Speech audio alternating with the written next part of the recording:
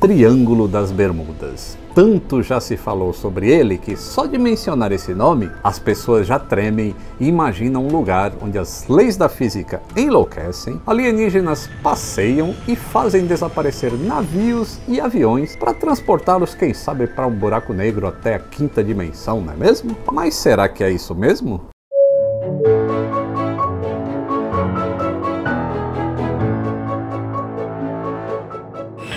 Saudações aeronáuticas! Tudo bem com vocês? Tudo bem, tá uma tempestade hoje e tem barulho de chuva e vento, então não se incomodem, é porque eu estou falando do Triângulo das Bermudas. Ela foi inventada por um escritor americano chamado Vincent Gaddis. Ele era um escritor do que os americanos chamam de Pulp Fiction. Ué, mas Pulp Fiction não é o nome daquele filme do Quentin Tarantino com o John Travolta? É sim, mas o Tarantino não inventou o nome. Pulp Fiction é o nome de um estilo de literatura, ou de pseudo-literatura, que era publicado em revistas, geralmente semanais, impressas em papel barato, do tipo que nós chamaríamos aqui no Brasil de papel rascunho, e que em inglês é pulp paper, porque é feito da polpa de madeira de má qualidade. Isso dá aquele papel áspero, irregular, acinzentado, sabe aquele que é ruim até de pegar? Os Beatles até tem uma música que chama Paperback Writer, porque os londrinos chamam de outra maneira.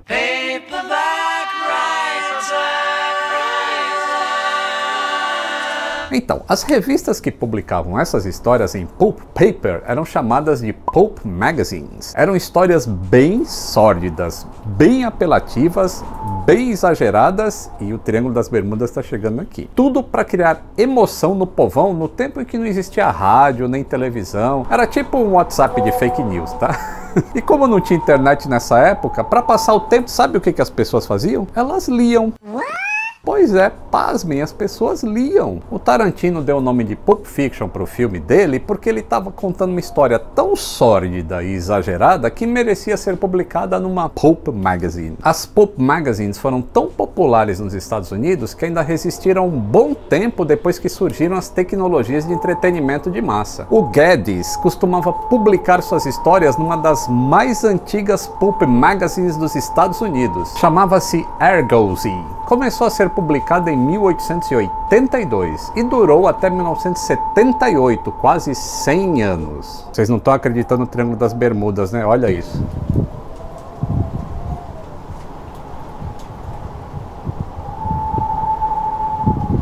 Numa Argosy de fevereiro de 64, o Gaddis publicou uma história chamada The Deadly Bermuda Triangle, o mortífero Triângulo das Bermudas, em que ele falava de uma região do Oceano Atlântico delimitada por um triângulo entre Miami, San Juan e as Ilhas Bermudas, onde supostamente desapareciam sem deixar vestígios um número muito grande de navios e aviões. O Gaddis não foi o primeiro a falar sobre esses supostos desaparecimentos, mas ele foi o primeiro a dar um nome para a região, e também foi a primeira vez que esse assunto despertou a atenção do grande público. Foi tão comentado que o Gaddis escreveu às pressas um livro chamado Invisible Horizons, Horizontes Invisíveis, para explorar mais o assunto. Vendeu muito e o Gaddis ganhou muito dinheiro com isso, igual o pessoal ganha com os clickbaits de hoje. E logo apareceu muito mais gente fazendo a mesma coisa, escrevendo reportagens e livros sobre o Triângulo das Bermudas. Nessas obras, o triângulo tinha uma geometria muito variável e às vezes chegava até o México ou até a Europa.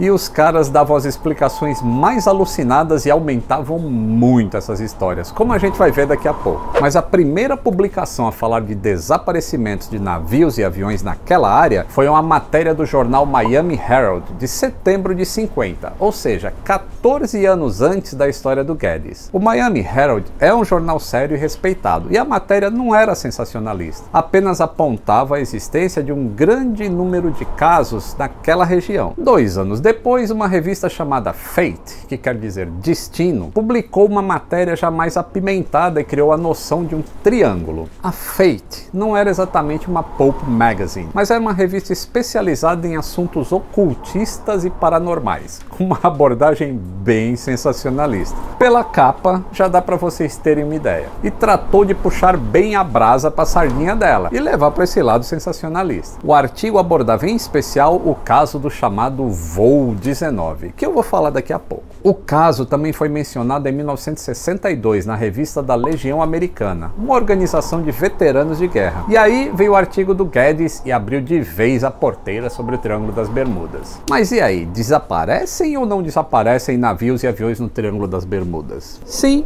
e não.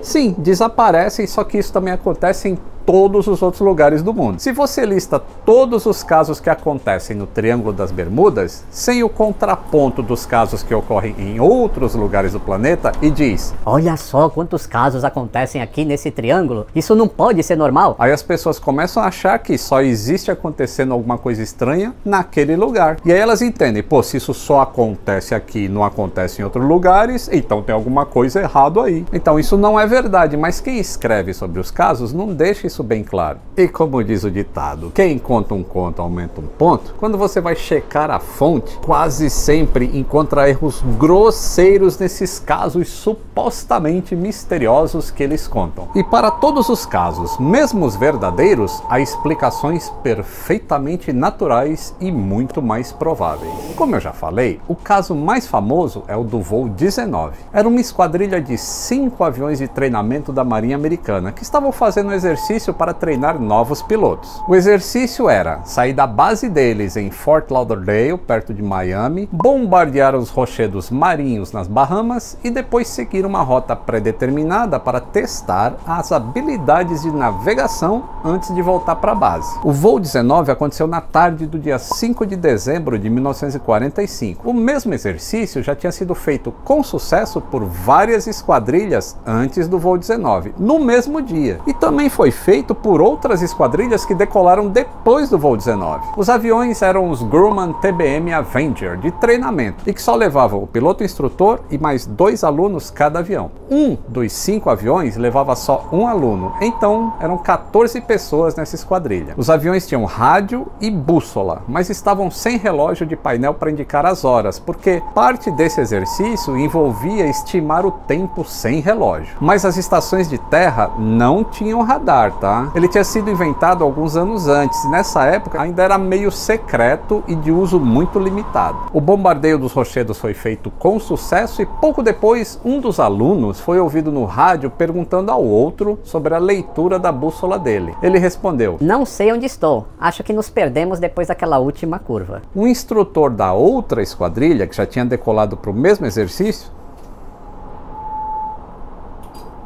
Faltou luz, né? Um instrutor de outra esquadrilha que já tinha decolado para o mesmo exercício, então entrou na conversa e pediu para o avião com problema se identificar, para que algum barco ou avião pudesse ajudar. Pediu também para ele falar o problema, e um instrutor da esquadrilha do voo 19 respondeu que as 2 bússolas do avião não estavam funcionando. E ele disse também que achava que estava sobrevoando as Florida Keys, que é uma cadeia de pequenas ilhas ao sul de Miami. Se ele tivesse mesmo, isso significava que ele estava muito fora da rota e muito longe de onde deveria estar. O instrutor que estava ajudando pelo rádio então disse para ele botar o sol à esquerda e rumar para o norte, que ele chegaria até a Flórida. Esse negócio de posição do sol, você vê aqui, ó, na melhor história de aviação de todos os tempos. Mas a partir daí as comunicações não fizeram muito sentido e houve várias falhas de comunicação. Essa trilha sonora tá boa? Dali a pouco, o instrutor confuso disse para todos rumarem para leste, que se eles estivessem mesmo voltando das Florida Keys, levaria eles de volta para a base. Mas se eles estivessem no lugar onde deveriam estar, perto das Bahamas, ia levar todo mundo, na verdade, para o mar aberto. Um aluno parece que acreditava que estava perto das Bahamas, porque ele foi ouvido reclamando que se deixasse eles voarem para oeste, eles voltariam para casa. Mas com a disciplina militar, eles não podiam fazer isso sem ter ordem, certo?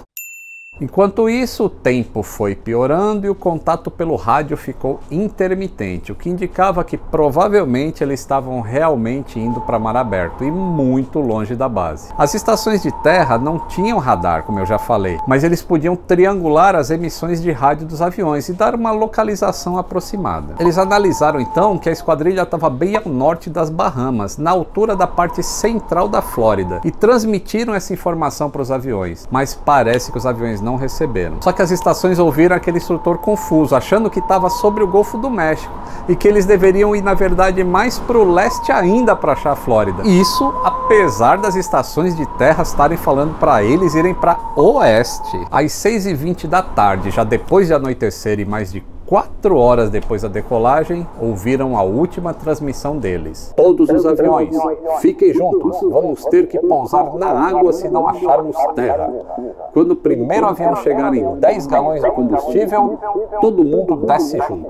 E eles nunca mais foram encontrados. O pior é que naquela mesma noite, um hidroavião PBM-5 Mariner decolou de outra base na Flórida, mais perto de onde tinham triangulado a posição aproximada deles para fazer as buscas. Esse avião também desapareceu, com as 13 pessoas a bordo. Se eu parasse a história aqui, seria muito estranho, não é? Mas só que depois tem uma parte que não se conta, que o navio petroleiro relatou ter visto uma explosão no céu numa posição que correspondia exatamente ao lugar onde o PBM-5 deveria estar. E o PBM-5 tinha um problema conhecido de acúmulo de vapor de combustível, que já tinha causado outras explosões antes. Então, essa seria a explicação mais provável, né? Mas sabe como é que é. O povo não conhece a navalha de Ockham. A investigação não pôde determinar a causa do acidente, mas deu a hipótese considerada mais provável. Aquele instrutor confuso era o líder da esquadrilha. Todo mundo tinha que ir aonde ele falasse para ir. E a gente sabia que as bússolas do avião dele estavam com defeito, porque ele mesmo falou isso. As dos outros aviões não estavam. E foi ouvido reclamação dos outros pilotos que eles deveriam ir para a direção oposta, mas eles não podiam contrariar o líder. O líder provavelmente ficou desorientado e levou a esquadrilha para o mar aberto em vez de voltarem para a terra. O que é fato é que ele sobrevoou as Bahamas e completou parte do exercício. E das Bahamas teria sido muito mais difícil ele ter rumado para o sul,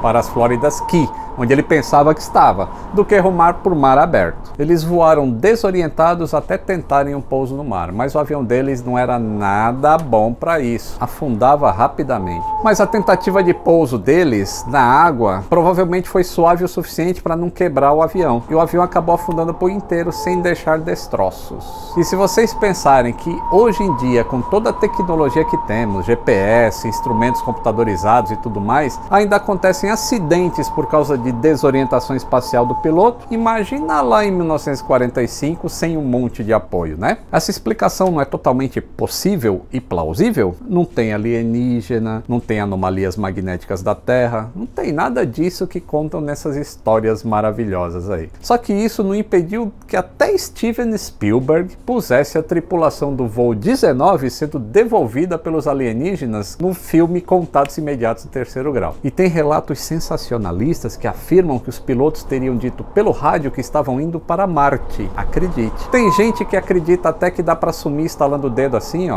e depois dá para voltar instalando o dedo assim, ó.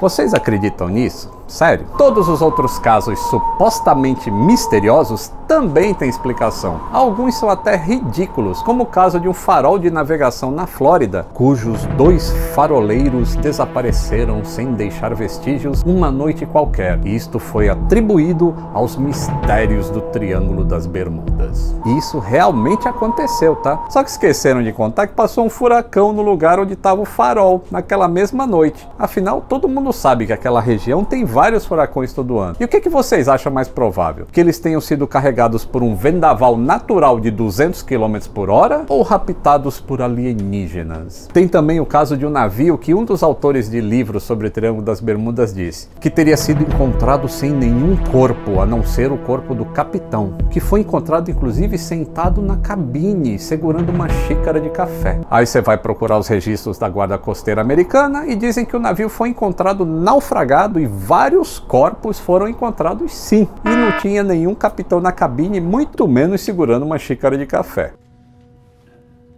tudo mentira para vender livros para quem quer pagar para ter alguma emoção, ao invés de pagar para ler Carl Sagan, por exemplo, e entender um pouco mais da própria vida. Ou ler o livro Onde Morrem os Aviões, de minha autoria, que eu conto histórias sensacionais sem apelar para o sensacionalismo e que você vai encontrar na loja online depois do dia 10 de dezembro de 2018. Outra coisa engraçada é que supostamente sumiram vários navios e aviões militares e de aviação privada, mas nunca sumiu nenhum avião comercial no Triângulo das Bermudas. E vocês sabem, né? Eu viajo para os Estados Unidos várias vezes por ano a trabalho.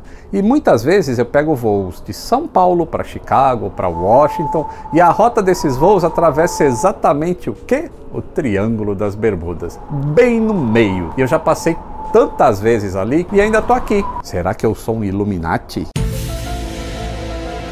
Dezenas de aviões também atravessam o Triângulo das Bermudas todo dia e não acontece nada. Por outro lado, não encontraram o 77 da Malaysian Airlines que fazia o voo 370 até hoje. E ele desapareceu lá no Oceano Índico, do outro lado do mundo, muito longe do Triângulo das Bermudas. E os navios que somem no Triângulo das Bermudas?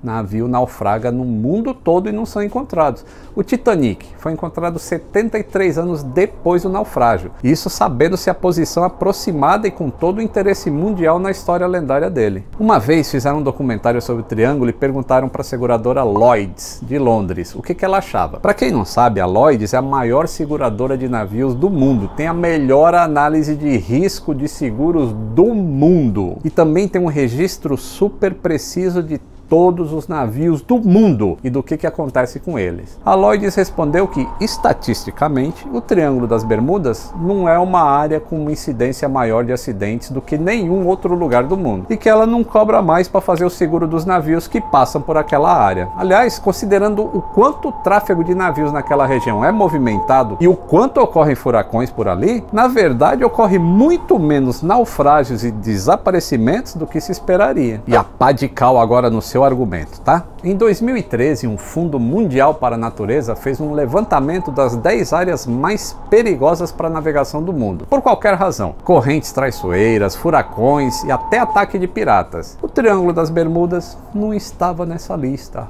Outra coisa curiosa é que os supostos casos de desaparecimento que são mencionados nessas histórias e sites são quase todos antigos, justamente depois que começou a mania do Triângulo das Bermudas. Os casos misteriosos quase desapareceram. Será porque agora todo mundo começou a prestar atenção, ou é por causa das tecnologias modernas de navegação que tornam naufrágios e acidentes de aviões bem mais difíceis de ocorrer? O que você acha?